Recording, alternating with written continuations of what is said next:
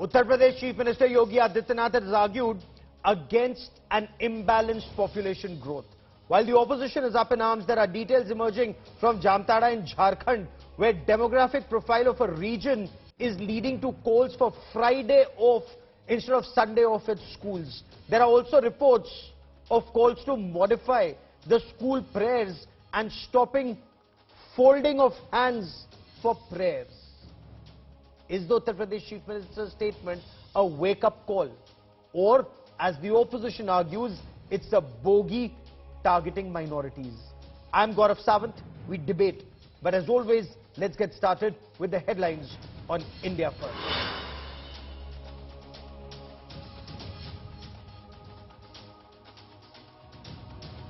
Prime Minister Narendra Modi unveils the national emblem on the rooftop of the new Parliament building. Asaduddin Owaisi guns for the Prime Minister, says constitutional propriety violated. Congress asks why were opposition parties not invited.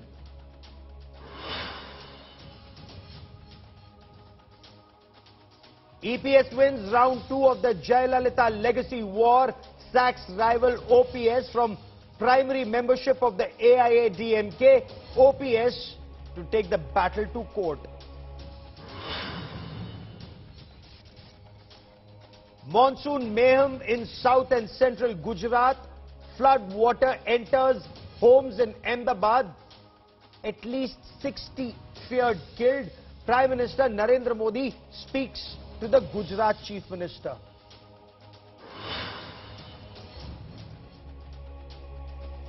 Day 3 of Presidential Palace siege in Sri Lanka. Protesters adamant demand resignation of both the President and the Prime Minister.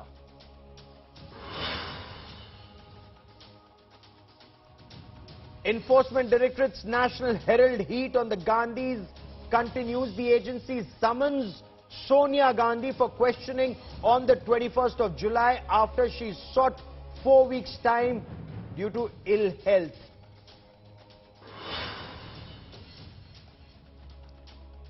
Chorus to drop Virat Kohli grows after Kapil Dev. Former pacer Venkatesh Prasad says put form above reputation. Skipper Rohit says we will back Virat Kohli.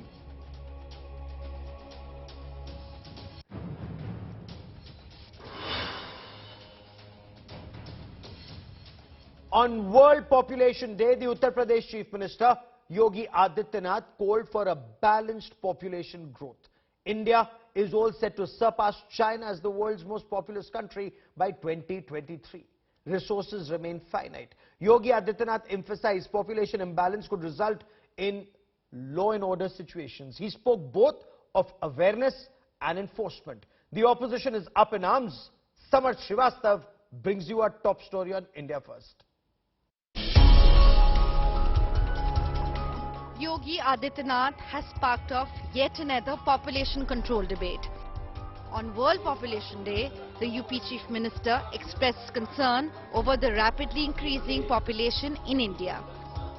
Yogi blamed the population growth on the prevailing demographic imbalances. He went on to say that a population equilibrium could result in chaos and anarchy. हर एक उस देश के लिए जहां पे जनसंख्या संतुलन की स्थिति पैदा होती है, जनसांख्यिकीय संतुलन की स्थिति पैदा होती है, रिलीजियस डेमोक्रेसी पर इसका विपरीत असर पड़ता है, फिर वहां पर एक समय के बाद अव्यवस्था और अराजकता जन्म लेने लगती है. Yogi stoked controversy by commenting that the population of one particular section must be curbed. ऐसा नहीं कि किसी वर्ग की आबादी बढ़ने की स्पीड, उनका प्रतिशत ज्यादा हो और कुछ जो मूल निवासी हो, उन लोगों की आबादी के स्थिरीकरण में हम लोग जागरूकता के माध्यम से, इन्फोर्समेंट के माध्यम से उसको नियंत्रित करके जनसंख्या संतुलन की स्थिति पैदा करें. AIMIM chief Asaduddin Owaisi was quick to hit back. Rubbishing any kind of population explosion, Owaisi claimed that India's fertility rate was below replacement level. The government instead must ensure a healthier and productive young population. Another year, another population debate. In 2021, UP government had brought a population control bill that sparked a massive debate. Bureau Report, India Today.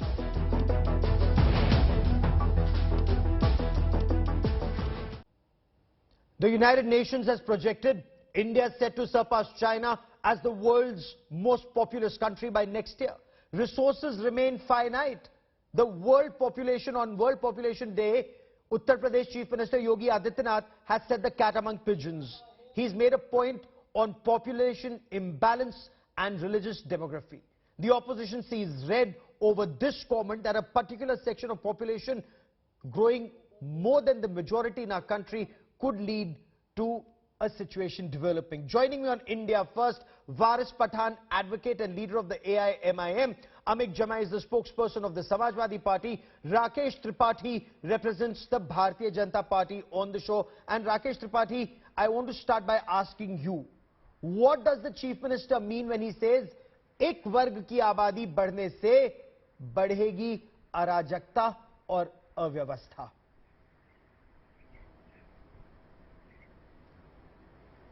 देखिए गौरव, आज उत्तर प्रदेश के मुख्यमंत्री योगी आदित्यनाथ जी ने दो महत्वपूर्ण विषयों को उठाया है। एक, जनसंख्या वृद्धि जो पूरे देश के लिए नहीं बल्कि दुनिया भर के अलग अलग तमाम देशों के लिए चिंता का कारण बनती है, और दूसरी एक बात उन्होंने उठाई है कि जनसंख्या का असमान असंतुलन जब होता है तो निश्चित तौर पर इसके अपने खतरे हैं। और अगर इसकी मैं चर्चा करूं तो हमने हालिया पिछले 3-4 दिन पहले आपके चैनल पर भी एक खबर जरूर चली होगी कि झारखंड के एक जिले में किस प्रकार से वहां पर जनसंख्या, ये कहना कि हमारी 75% हमारी आबादी हो गई है तो इसलिए स्कूल की प्रार्थना, स्कूल का कैरिकुलम, पाठ्यक्रम हमारे मजहब के आधार पर किया जाए, इस प्रकार की डिमांड की गई है। ऐतिहासिक तथ्यों को अगर आप देखेंगे तो भारत का विभाजन इसी मजहब की जनसंख्या के आधार पर किया गया था। जब भी जनसंख्या का असमान असंतुलन होता है तो निश्चित तौर पर देश की एकता, अखंडता और सुरक्षा को लेकर के खतरा उत्पन्न होता है। आज देश भर के 200 जिले ऐसे हैं जिन 200 जिलों में जनसंख्या का असमान असंतुलन है, और ऐसे 9 राज्य हैं जिन 9 राज्यों में असमान असंतुलन है। उत्तर प्रदेश के 18 जिले ऐसे हैं, विशेष तौर पर बरेली है, रामपुर है, अलीगढ़ है, बिजनौर है, मुरादाबाद है। ये ऐसे जिले हैं जिन जिलों में पिछले दिनों में जनसंख्या का असमान ढंग से असंतुलन हुआ है और इसके सामाजिक दुष्प्रभाव दिखाई पड़ते हैं। आप कह रहे हैं कि अगर जनसंख्या वर्ग विशेष की बढ़ेगी तो असंतुलन होगा। अमित जमाई, कानून व्यवस्था के खतरे उत्पन्न होते हैं। बहुत बड़ा आरोप है, बहुत बड़ा आरोप है। अमित जमाई, उत्तर दीजिए। मुख्यमंत्री कह रहे हैं और भारतीय जनता पार्टी का यह दावा है कि अगर जनसंख्या एक वर्ग विशेष की बढ़ती है तो उससे अराजकता बढ़ती है। नहीं तो मुख्यमंत्री योगी जी को जब आज वो ये भाषण दे रहे थे, जो राकेश त्रिपाठी बाबू हमारे बात कर रहे हैं, वो बात उन्होंने क्यों नहीं बोली? हमारे सीएम साहब ने, सीएम साहब ने तो ऐसा कुछ कहा नहीं। सवाल ये कि आपके पास कोई, राज्य सरकार के पास कोई स्टडी है जिले वाइज? यही भारतीय जनता पार्टी के लोग हैं जब यूनाइटेड नेशन का दूसरे मसलों पर, लॉ एंड ऑर्डर पर, वुमेन सिक्योरिटी पर, हंगर इंडेक्स पर कोई ऑब्जर्वेशन आता है तो ये कहते हैं कि यूनाइटेड नेशन कौन है, इसकी औकात क्या है, ये भारत के मामलों में क्यों इंटरवीन करता है? तो हम ये कह रहे हैं कि कोई अगर आपके पास स्टडी है तो भारत की संसद में टेबल करिए। राज्य में, केंद्र में सरकार आपकी है, कानून को लाने के लिए विपक्ष की कोई जरूरत भी नहीं है आपको, आप कानून ला सकते हैं। लेकिन 2014 से आप पूरे देश को मूर्ख बना रहे हैं क्योंकि ये आपका पॉलिटिकल एजेंडा है। अब मैं अगर आपको ह्यूमन इंडेक्स का आपको मैं पूरा अगर मैं बात अभी जोड़ दूं कि भारत पूरे देश में भुखमरी में टॉप कर रहा है। गुजरात, उत्तर प्रदेश, महाराष्ट्र, राकेश त्रिपाठी जी भुखमरी में, कुपोषण में टॉप राज्य हैं। क्या आपने किया? 100 दिन का तो आपने अभी कार्यक्रम किया है। आपने कहा था कि इन्वेस्टमेंट आया, इन्वेस्टमेंट आया कौन सा? लुलु मॉल। लुलु मॉल तो माननीय अखिलेश यादव जी के समय पे उसका एलोकेशन हुआ, उसका फाउंडेशन हुआ, उसका इनॉग्रेशन हुआ। अच्छा हुआ आप घूमने गए लुलु मॉल में, हमें अच्छा लगा कि हमारे बाबा जी लुलु मॉल भी गए, अच्छी बात है। लेकिन आपके पास इन्वेस्टमेंट के नाम पे क्या है? लॉ एंड ऑर्डर के नाम पे, के नाम पे, एक पॉलिटिकल गेम है आप ये कर रहे हैं। मैं इसको उत्तर प्रदेश से पूरे देश के परिप्रेक्ष्य में ले जाना चाहता हूं। Waris Pathan, respond to Uttar Pradesh chief minister saying that if population growth is not balanced, if there is an imbalance, it leads to a law and order situation, sir. Well, there are two things. Either we believe the Uttar Pradesh Chief Minister or we believe the Union Health Minister Mansukh Mandavia. In the Parliament in April 2022, he had said that there is no need for law on population control bill because the total fertility rate has come down to around 2%. This was stated by Union Health Minister Mansukh Mandaviya in the Parliament, and it is on record, and I am not lying. This is, you can recheck with the Parliament records. Total fertility rate is the average number of children who could be born to any woman in her lifetime. Now coming back, who is responsible for this? Yogi should have clarified. Why is he targeting a particular community? Kindly let's go back to the year independence. We got independence in 1947. The first census was done in 1951. What was the ratio, average ratio of the majoritarian population, and what was the ratio of the Muslims? Kindly look into that as well. You will come to know who has become more populated and who is low. But they don't want to see their grievances. They want to shut down their misdoings in the country, which has been going on, which is the reason for the economic divulge in the country. Why today the jobs are not there? So many people are unemployed, the youth is unemployed. Modi or Yogi does not want to Rakesh Tripathi ji उत्तर दीजिए। बड़ी बात अमित जमाई और वारिस पठान दोनों ही उठा रहे हैं, पॉलिसीज दोनों ही उठा रहे हैं। विपक्ष ये कह रहे हैं कि आप मुसलमानों को टारगेट कर रहे हैं, मुसलमानों की जनसंख्या हिंदुओं से ज्यादा नहीं बढ़ रही है। वारिस पठान कह रहे हैं 1951 का सेंसस उठा के देख लीजिए, उस समय 30 करोड़ हिंदू मुसलमान से ज्यादा थे। अगर आप लेटेस्ट सेंसस उठाकर देखिएगा, उसके मुताबिक 80 करोड़ हिंदू मुसलमानों से ज्यादा है। तो यह अराजकता और अव्यवस्था की बात, breakdown of law and order की बात कैसे आती है? वो कह रहे हैं ये राजनीति हो रही है। काइंडली आस्क हिम अबाउट एक एक करके लेते हैं सर, एक एक करके। राकेश जी उत्तर दीजिए। सामान्य गणित के अगर विद्यार्थी होते जी, सामान्य, देखिए अगर सामान्य गणित के विद्यार्थी होते तो वारिस पठान शायद इस प्रकार के तर्क नहीं करते। सच्चाई यह है कि यह बात सही है कि जनसंख्या के स्थिरीकरण के लिए जो 2000 के बाद से प्रयास शुरू हुए हैं, इन प्रयासों के बाद से निश्चित तौर पर जनसंख्या के स्थिरीकरण में गिरावट आई है, प्रजनन दर में कमी आई है। जो जनसंख्या की वृद्धि दर 21.7% थी वो घट करके 17.7% है। लेकिन जब इसको मजहब के आधार पर अलग अलग करके देखेंगे तो हिंदुओं की आबादी आज 16.7% की दर से बढ़ रही है और मुसलमानों की आबादी 24.7% की दर से बढ़ रही है। अगर हम 60 सालों के बाद देश में देखेंगे तो 4.2% आज हिंदू घट गया है और 4.43% आज मुसलमानों की संख्या बढ़ गई है। इस सच्चाई को आप आंख मूंद करके दरकिनार नहीं कर सकते हैं। समाजवादी पार्टी ने तो इस समस्या को समस्या मानने से इनकार कर दिया कि जनसंख्या की वृद्धि कहीं कोई समस्या ही नहीं है, और यही बात एआईएमआईएम भी कह रही है, वो जनसंख्या वृद्धि को समस्या नहीं मानती है। जबकि सच्चाई यह है कि आज भारत की जो भूभाग है वो पूरे विश्व भर में 2.46% है और भारत की आबादी पूरी विश्व की आबादी की 18% है। नेचर आज हमारे प्राकृतिक संसाधन, हमारी समस्या, हमारी जो समस्याएं हैं उनका समाधान नहीं ढूंढ सकती हैं। एक एक करके आज हमको अपने संसाधनों से परिपूर्ण नहीं कर सकती है। आज ये जो समस्याएं हैं इनकी, इन सारी समस्याओं के एक एक करके आते हैं। वारिस पठान जी, आज जो कुल पानी है, कुल पानी का 4%, ये मैं समझ गया, ये प्रश्न भी उनसे पूछ लूंगा, लेकिन उसके लिए केवल क्या मुसलमान जिम्मेदार है, ये पक्ष पे मैं आना चाहता हूं। नहीं वारिस पठान जी, बहुत सीधा प्रश्न है। वारिस पठान जी, सीधा प्रश्न जो भारतीय जनता पार्टी उठा रही है, बैलेंस ग्रोथ ऑफ पॉपुलेशन होनी चाहिए, वो बहुत इसेंशियल है, बहुत जरूरी है। क्यों? ये जामताड़ा का उदाहरण दे रहे हैं, झारखंड का।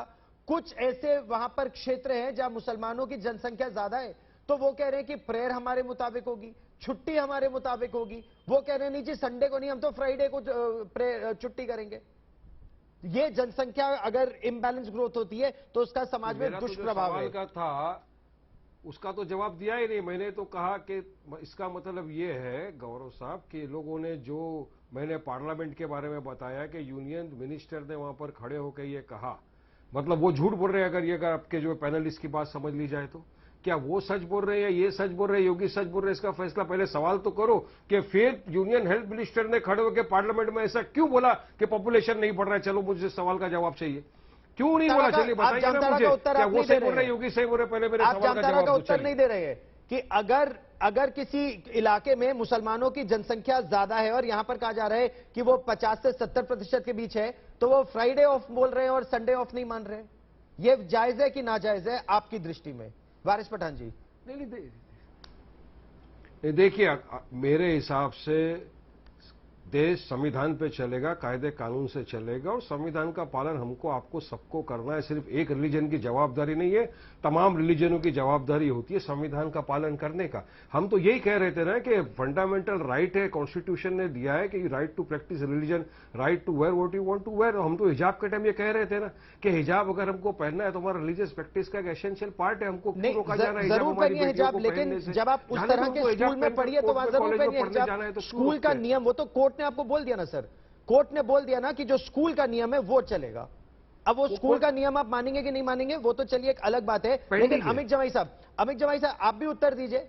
राकेश त्रिपाठी ये प्रश्न उठा रहे हैं कि जब जनसंख्या वृद्धि किसी एक क्षेत्र में ज्यादा हो जाती है और बाकियों के हिसाब से, वही मूल वाली बात पर मैं आता हूं, फ्राइडे ऑफ कि संडे ऑफ? नहीं, देखिए, मैं ये फ्राइडे के कॉन्सेप्ट के मैं निजी तौर पे भी बहुत ज्यादा खिलाफ हूं कि भारत के हमारी संस्थाओं में हम लोग आजकल देख रहे हैं कि धर्म का हस्तक्षेप जो हमारी राज्य की संस्थाएं हैं उसमें बहुत ज्यादा हो रहा है। और ये जो चाहे जुमे के कॉन्सेप्ट हो, मैं इसकी पूरी मुखालफत करता हूं। इसको इमीडिएट अगर किसी ने किया है तो इसे विड्रॉ किया जाना चाहिए। लेकिन गौरव, एक बात ईमानदारी से आज हो जानी चाहिए। आज हमारी भारत की संसद में अशोक स्तंभ का जो वहां पे शिलान्यास जो उसको लगाया गया, लोकार्पण हुआ जी, वहां पे एक धर्म का पूजा किया गया है। क्या हमारे भारत के संविधान का राज्य का कोई धर्म है कि जहां पे प्रधानमंत्री एक धर्म के तरीके का पूजा पाठ कर रहे हैं? या तो आप करिए, बुद्ध धर्म को भी बुलाइए, जैन समाज के धर्म को भी बुलाइए, आप क्रिश्चियन लोगों को भी बुलाइए, सबको बुलाइए। तो ये जो हस्तक्षेप है धर्म का राज्य में, मैं इसका मसला बताता हूं। इसलिए प्राइम मिनिस्टर को आज जो उन्होंने किया है, एक बहुत ही गलत नजीर भारत के संविधान के प्रति उन्होंने इसका पालन किया है, जिसकी पूर्णतः निंदा होनी चाहिए। और राकेश त्रिपाठी जी उत्तर दीजिए, राकेश त्रिपाठी जी उत्तर दीजिए। अमित जमाई और वारिस पठान दोनों कह रहे हैं कि वो जामताड़ा में जहां पर जितने भी स्कूलों में कहा जा रहा है कि फ्राइडे ऑफ है संडे नहीं, वो गलत है। वो प्रश्न उठा रहे हैं संसद में सर्वधर्म प्रार्थना के बजाय केवल सनातन धर्म से की रीति से प्रार्थना का, वो प्रश्न उठा रहे हैं। देखिए, मुझे लगता है कि भारत के संविधान की मूल प्रति को शायद अमित जमाई ने कभी देखा नहीं है। जाइए जरा संसद में एक बार मूल प्रति को थोड़ा अध्ययन कराइए, देखेंगे तो शायद ज्ञान चक्षु खुल जाएंगे। जो संसद की मूल प्रति देखेंगे, उस मूल प्रति पर भी तमाम सारे धार्मिक प्रतीक चिन्ह आपको दिखाई पड़ेंगे और वो धार्मिक प्रतीक चिन्ह सनातन धर्म के दिखाई पड़ेंगे। फिर आप कह देंगे भारत का संविधान ही कम्युनल संविधान है। अरे भारत की आत्मा में बसता है। सत्यम शिवम सुंदरम को जब दूरदर्शन ने अपना स्लोगन बनाया था तो ये नहीं तय किया था कि ये तो संस्कृत का स्लोगन है, इससे तो पूरा हमारा भारत का जो नेशनल ब्रॉडकास्ट है ये कम्युनल हो जाएगा। ये तर्क करना बंद करिए। भारत के रीति रिवाज परंपराओं को समझिए, भारत के मर्म को समझिए, भारत की आत्मा को समझिए। भारत अपनी महान विरासत के आधार पर चलेगा और भारत की महान विरासत हमारी पूजा पद्धति के साथ चलता है, उसके सापेक्ष चलता है। आप पूजा पद्धति को दरकिनार नहीं कर सकते हैं, पूजा पद्धति के सापेक्ष चलेंगे। सबको अपने अपने राइट टू रिलीजन, अपने राइट टू प्रैक्टिस सबको है अपने अपने रिलीजन की प्रैक्टिस करने के लिए। लेकिन 3 बीबी 13 बच्चे का अधिकार किसी को नहीं मिलेगा। किसी को यह कहने का अधिकार नहीं मिलेगा कि बच्चे तो अल्लाह की नेमत है, इसलिए इस पर किसी प्रकार का कोई कानून नहीं बनना चाहिए। देश के लिए बढ़ती हुई जनसंख्या एक समस्या है। जनसंख्या के स्थिरीकरण के लिए कानून का भी प्रयास होना चाहिए, सामाजिक जागरूकता की भी प्रयास होनी चाहिए, सामाजिक संगठनों से भी संवाद होना चाहिए, धार्मिक आध्यात्मिक मजहबी गुरुओं से भी संवाद होना चाहिए। 40 बच्चे का कॉन्सेप्ट नहीं होना चाहिए। राकेश त्रिपाठी और देखिए, अभी इन्होंने कहा, इस पर आपका उत्तर चाहूंगा। देखिए, अभी इन्होंने एक बात कहा कि नहीं, मुसलमानों के एक धर्म विषय के बारे में उन्होंने कहा, विशेष के बारे में कि मुसलमानों के बच्चे इतने ज्यादा होते हैं। मैं पूछना चाहूंगा, योगी जी के कितने भाई बहन हैं? 7। वारिस पठान के तो 2 ही है। लालू प्रसाद यादव के कितने बच्चे हैं? गिन सकते हो आप। वारिस पठान के तो 2 ही बच्चे हैं। तो फिर आप ये जो अंतर करके एक धर्म विषय को टारगेट करते हो ना, ये गलत है। बात नंबर 2, अभी किसी ने कहा आज की वहां के बारे में बात बताया, पार्लियामेंट के ऊपर जो इनॉग्रेशन किया मोदी जी ने, तो गौरव मैं उसके ऊपर एक थोड़ा बोलना चाहूंगा उस पर बड़ी जी। ये क्लियरली मोदी जी ने आज हमारे संविधान का कत्ल किया। संविधान ने, कॉन्स्टिट्यूशन ने तीनों चीज को अलग पावर दिया है, गवर्नमेंट को, जुडिशियरी को और पार्लियामेंट को। मोदी जी गवर्नमेंट के, आज वहां पे लोकसभा के स्पीकर जो वहां के हेड है वो बाजू में खड़े थे और मोदी जी वहां पे उसका इनॉग्रेशन कर रहे हैं। जब हम बात कर रहे हैं सेक्युलर डेमोक्रेटिक रिपब्लिक की, ये हमारी सेक्युलर डेमोक्रेटिक रिपब्लिक का पार्लियामेंट था। हम वर्ल्ड के अंदर क्या मैसेज देंगे? उसके ऊपर इनॉग्रेशन हो रहा था, वहां मोदी जी चलिए आप अपने धर्म के हिसाब से वो पूजा कर रहे थे। उत्तर दीजिए। मगर दूसरी बात ये आया है, आपको तमाम जाति वर्ग के लोगों को चलते चलते मैं आपसे एक उत्तर और भी चाहूंगा। आप हमारे सरदार भाइयों को बुलाते, आप हमारे सिख भाइयों को, मुसलमान को, सबको बुलाते। ठीक, जल्दी से राकेश त्रिपाठी आपने पालन संविधान का, तो अगर आप संविधान का पालन नहीं करेंगे तो हमारा फर्ज बनता है संविधान की रक्षा हम तो करते रहेंगे। मैं मानता हूं कि जब जनसंख्या पर आप चर्चा करेंगे, जनसंख्या के असंतुलन पर चर्चा करेंगे, तो ये जानबूझ करके कभी बेरोजगारी की तरफ दिमाग लगाएंगे, कभी भ्रष्टाचार पर लेकर आएंगे, कभी महंगाई की बात करने लगेंगे। अच्छा, दूसरी बात, इंपॉर्टेंट सवाल को बदलने का प्रयास करेंगे। ये नहीं चाहते हैं कि इनके 4 बीवी 14 बच्चे के अधिकार पर किसी प्रकार का कोई कुठाराघात हो। किसी तरह से इस मामले में कोई लॉ, कोई नीति न बनने पाए। यही प्रश्न है। तो क्या is it time to bring a law? Is it time to bring a law? क्योंकि जब वो कह रहे हैं कि जागरूकता भी, उत्तर प्रदेश के मुख्यमंत्री जब कहते हैं कि जागरूकता भी हो, अवेयरनेस भी हो और इन्फोर्समेंट भी हो, तो is everybody okay with uniform civil code? Amit Jawai, 30 seconds on this point. Are you okay with uniform civil code? Same law for all. मेरा सिर्फ ये कहना है कि आप उससे पहले अगर छोटा छोटा कुछ काम कर दिए कि शिक्षा इस पूरे देश में एक समान, राष्ट्रपति का बेटा हो या माली का बेटा एक स्कूल में पढ़ेगा। आप कहिए कि हेल्थ एक समान, चाहे अमीर हो या गरीब हो, स्टेट उसको ओन करेगा पूरी हेल्थ फैसिलिटी। आप कहिए कि सभी हाथों को काम देंगे, तो करिए, आप दीजिए। पहले ये 3 काम तो करिए जो पहला वादा है भारत के लोगों से। कानून, समान नागरिकता कानून उचित है आपके लिए। वारिस पठान आपके लिए भी ठीक है? Uniform civil code, you're okay with uniform civil code? Well, that we have debated earlier, and today the topic I will just stick to it. I would like to ask a simple question to the other co-panelists, whether they agree with me or no. Today the country needs a Central Vista project wherein crores of rupees will be invested and already been invested, or the country needs jobs and the economy which has fallen down to be risen. What does the country priority? So today the debate is on population and population control. Population and population control. Or to spend crores of rupees on a Central Vista project. We've had debates on all the aspects that you've raised on Central Vista and Parliament, but is uniform civil code the need of the hour? Is population control the need of the hour? We will continue to debate this in the days, weeks, and perhaps even longer, years ahead. But that is all I have for you on this India First special. To all my guests, many thanks for joining me.